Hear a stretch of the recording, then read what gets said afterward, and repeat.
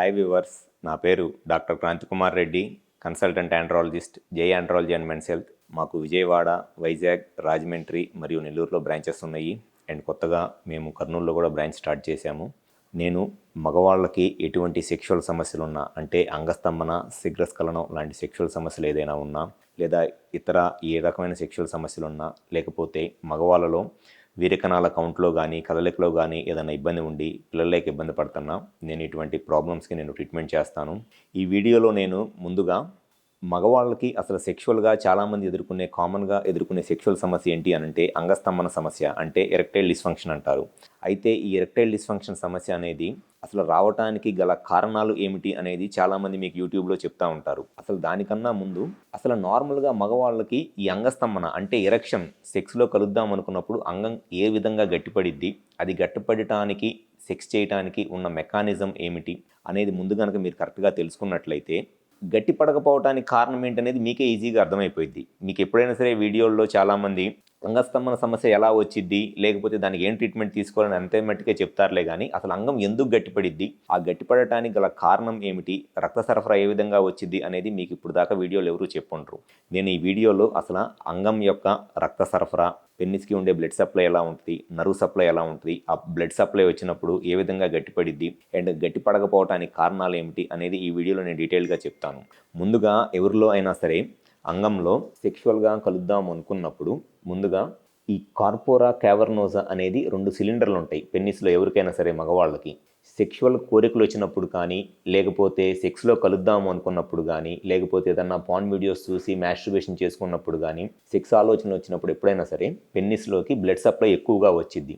ఆ blood supply అనేది ఈ కార్పోరా క్యావర్నోజా అనే ఈ స్మూత్ మజిల్లోకి పెన్నిస్లోకి బ్లడ్ సప్లై వచ్చింది. ఎప్పుడైనా సరే ఈ పెన్నిస్లోకి బ్లడ్ సప్లై బాగా నార్మల్గా ఉన్నదానికన్నా ఎక్కువ బ్లడ్ సప్లై వచ్చినప్పుడు ఇక్కడున్న మజిల్ స్ట్రెచ్ అయ్యిద్ది అనమాట, మజిల్ సాగిద్ది. అంటే ఆ పెన్నిస్లో ఉన్న ఈ కార్పోరా క్యావర్నోజా బ్లడ్ ఎక్కువ రావటం వల్ల మజిల్ స్ట్రెచ్ అయ్యిద్ది. ఈ మజిల్ స్ట్రెచ్ అవ్వటం వల్ల పెన్నిస్ పెద్దగా అయ్యిద్ది. సో అందుకే ఎప్పుడైనా సరే ఎరెక్షన్ వచ్చినప్పుడు ఉన్న పెన్నిస్ ఉన్నట్లు గట్టిపడకుండా పెద్దగా అయ్యి గట్టిపడిద్ది దేనికి అని అంటే ఇక్కడున్న మజిల్ సాగిద్ది అనమాట. ఈ మజిల్ సాగటం వల్ల పెన్నిస్ పెద్దగా అయ్యిద్ది.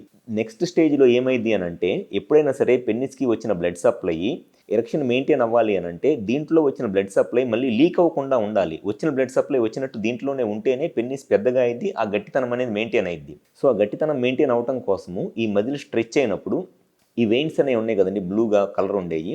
ఈ వెయిన్స్ అనేది ఈ స్ట్రెచ్ అయిన మజిల్ ఈ వెయిన్స్ని కంప్రెస్ చేసేస్తుంది, నొక్కేస్తుంది అనమాట. ఈ వెయిన్స్ నుంచే పెన్నిస్లో వచ్చిన బ్లడ్ స్లోగా వెనక్కి వెళ్ళిపోయిద్ది. సో ఈ వెయిన్స్ అనేది ఈ మజిల్ కంప్లీట్గా స్ట్రెచ్ అవ్వటం వల్ల, సాగటం వల్ల ఈ వెయిన్స్ అనేవి మూసుకుపోతాయి. ఈ వెయిన్స్ అనేవి మూసుకుపోవటం వల్ల ఏమైంది అని అంటే ఈ పెన్నిస్లో వచ్చిన బ్లడ్ పెన్నిస్లోనే ఉండిపోయింది. సో ఎరెక్షన్ రావాలి అని అంటే ఫస్ట్ సెక్షువల్ కోరికలు వస్తే ఆ కోరికలు రావటం వల్ల దీంట్లోకి బ్లడ్ వస్తుంది.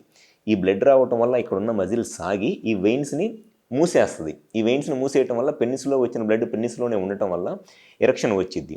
ఇప్పుడు ఎరెక్షన్ ప్రాబ్లం రావడానికి అంటే అంగస్తంభన సమస్య రావడానికి గల కారణం ఏమిటి అని అంటే కొంతమందికి ఈ మజిల్లోకి వచ్చే బ్లడ్ సప్లైయే బాగా తగ్గిపోయింది. వాళ్ళకి సెక్షువల్గా కోరికలు వచ్చినా కూడా దీంట్లోకి బ్లడ్ సప్లై సరిగ్గా రాదన్నమాట.